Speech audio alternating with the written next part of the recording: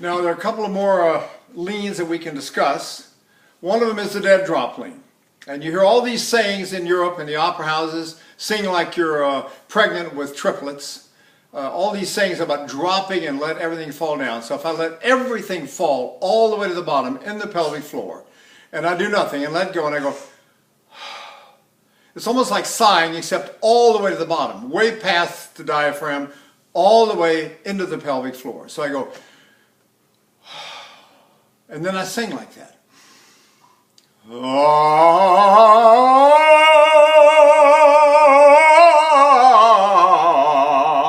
It's not in my nose. I'm not having to do anything artificial with my soft palate.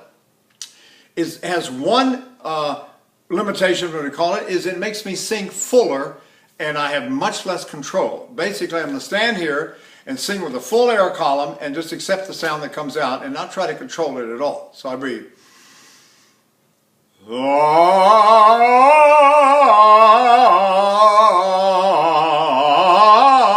not doing anything but relaxing. I only work when I inhale. And by the way, when I inhale, if I use pulling it in the abdomen does not get hard and flex. It goes, it stays loose. When I let it out, it goes, and it stays loose. The abdomen never flexes. If I flex the abdomen like that, you hear it in my voice immediately. So I can't flex it, either pulling it in or letting it out. So I do nothing down here. I breathe in, everything is soft, then I drop it all the way to the bottom.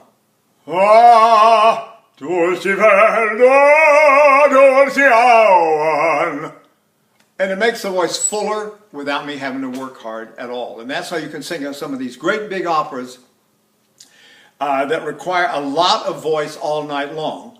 The problem is the ones that get dramatic. When you have declamation, dramatic declamation, then this method is almost a boring method because you're basically locked into one expression. You cannot get dramatic without flexing something somewhere. You have to do something else somewhere. And that's why the diaphragmatic lift worked fantastically for Richard Tucker. Obviously Caruso's contrary motion method, you breathe in and do a contrary motion.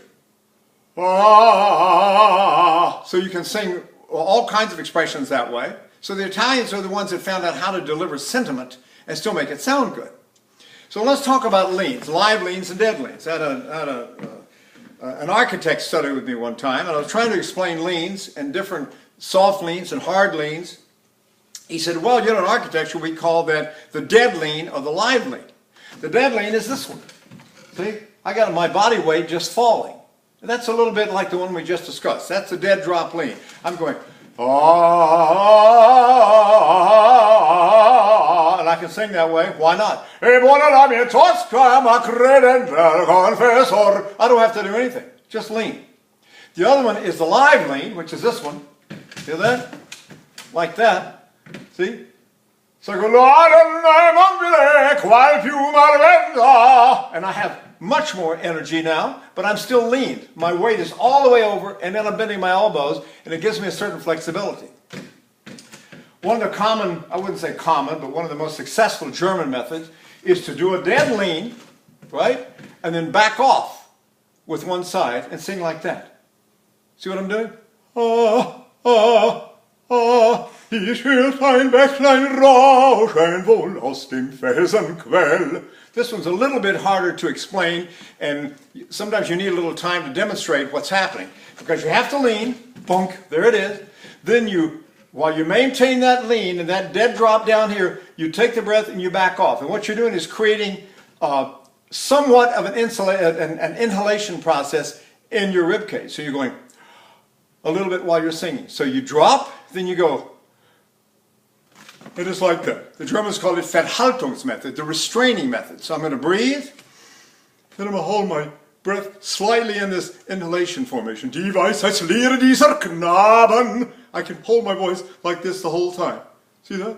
Du bist wie eine Blume.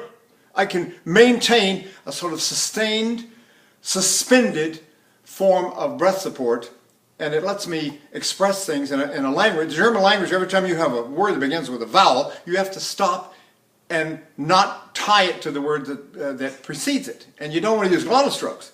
So you have to ich hört ein Bächlein rauschen wohl aus dem Felsenquell. Ich hört ein. Not hört ein, if you sing hört ein, it's not German. You can't run words together. So anyway, I think we've covered several of the liens. We hope give everyone an idea of how to do it. It's all based on the way you inhale. And then what you do with that inhalation once you start to sing. You need to lean it somewhere. Lily Lehman called it the breath stop. She said the breath, when you take a breath, if you relax everything, the breath will run back out. So you have to stop it somewhere. So she said stop it on the chest. So I go breathe. Then I go, huh, and I stop my breath right there. I don't let my breath come out any higher, and it just sits right here the whole time. And guess what? It turns into a support method. It turns into Lien. Breathe. Huh. See that? How are you today? Leonard in the garden zugleich, der himmlische Freiheit, himmlische Reich der Freiheit. You can absolutely hold the pressure there. And Lehman, of course, was a genius at the different repertoire she could sing. She could sing everything from Isolde to Constanza, which is a high dramatic coloratura part, full of coloratura and full of high notes, high Ds. But she could do it all because she found that method. And she taught her students what she called the breath jerk. To jerk the abdomen in right before you inhale, and then to put the pressure of the breath, what she called the breath stop, right, against the chest, and then sing. And it worked like a charm.